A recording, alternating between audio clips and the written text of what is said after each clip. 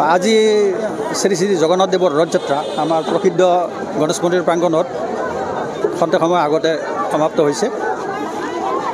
7 July তাৰিখৰ আমাৰ যি কাৰ্যসূচী আছিল, ৰাতিপুৱাৰ পৰা পূজা অৰ্চনা, আইসকলৰ নাম, এটা বৃক্ষৰোপণৰ কাৰ্যসূচী আছিল আৰু দুপৰীয়াৰ ভাগত আমাৰ ভোগ বিতৰণ আছিল আৰু অন্তিম আমাৰ যি ৰথযাত্ৰা সেইখিনি সম্পন্ন হ'ল।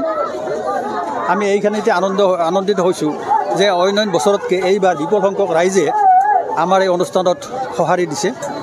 এই সুযোগতে আমি তেখেতসকলকো ধন্যবাদ আৰু কৃতজ্ঞতা জনাইছোঁ। অহা 15 তাৰিখে অৰ্থাৎ 15 জুলাই তাৰিখে উভতনি যাত্ৰা হ'ব। সিদিনাখনো যাতে ৰাইজ এনেকৈ আজিৰ নিচিনা আহি উপস্থিত হৈ আমাক লগত সহায় সহযোগিতা কৰে, এইখিনি আমি কামনা কৰিছোঁ।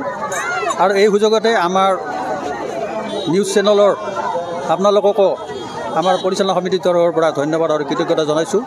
এইখিনিতে মই উল্লেখ কৰিব খুজিছোঁ যে আমাৰ বৰ্তমানৰ যিখন ৰথ, আমি এতিয়া যে ৰথযাত্ৰা কৰোঁ, এই ৰথখন আৰু ৰথ গৃহ য'ত আমি ৰথখন ৰাখোঁ, সেইখিনি আমাৰ শ্ৰদ্ধাৰ ৰুদ্ৰকুমাৰ পাঠকদেৱে, অভয়াপুৰী বিশিষ্ট ব্যক্তি, তেখেতে আমাক দান হিচাপে দিছিল আৰু আমি কেইবাবছৰ ধৰি এই ৰথখন তেনেকৈ আমাৰ ৰথযাত্ৰা হিচাপে ইয়াতে পালন কৰি আহিছোঁ। আৰু তেখেত আজি আমাৰ মাজত উপস্থিত আছে, ৰাতিপুৱাও তেওঁ আমাৰ লগতে আছিল আৰু এই মুহূৰ্ততো আহি উপস্থিত হৈছে। গতিকে এই সুযোগতে তেখেতকো আমি ধন্যবাদ আৰু কৃতজ্ঞতা জনাইছোঁ যে তেখেতে এনে এটা মহৎ কাম আমাৰ ইয়াতে কৰি দিছে।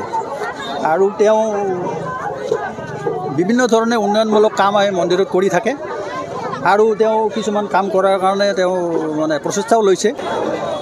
গণেশ মন্দিৰ পৰিচালনা সমিতি উদ্যোগত আজি যি ইয়াতে ৰথযাত্ৰাৰ আয়োজন কৰিছে, ই এক আদৰণীয় পদক্ষেপ। তাৰ বাবে মই ধন্যবাদ জ্ঞাপন কৰিছোঁ।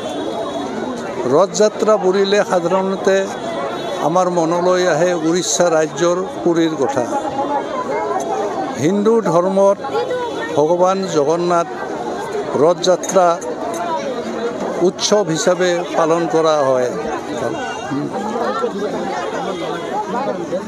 হিন্দু পঞ্জিকা অনুসৰি আহাৰ মাহৰ শুক্ল পক্ষৰ দ্বিতীয় দিনা ভগৱান জগন্নাথৰ ৰথযাত্ৰা উলিওৱা হয়। আজিৰ দিনটোত ৰথযাত্ৰাত ভগৱান জগন্নাথে তেওঁৰ ভাতৃ বলভদ্ৰ আৰু ভগ্নী সুভদ্ৰাৰ সৈতে 3খন বিশাল ৰথ লৈ তেওঁৰ মাহীয়েকৰ ঘৰ হৈ গুণ্ডোচা মন্দিৰ পৰিদৰ্শন কৰিবলৈ যাত্ৰা কৰিছিল। আজিৰ দিনটোত হিন্দু ধৰ্মাৱলম্বী লোকসকলে পূজা অৰ্চনা কৰিছে।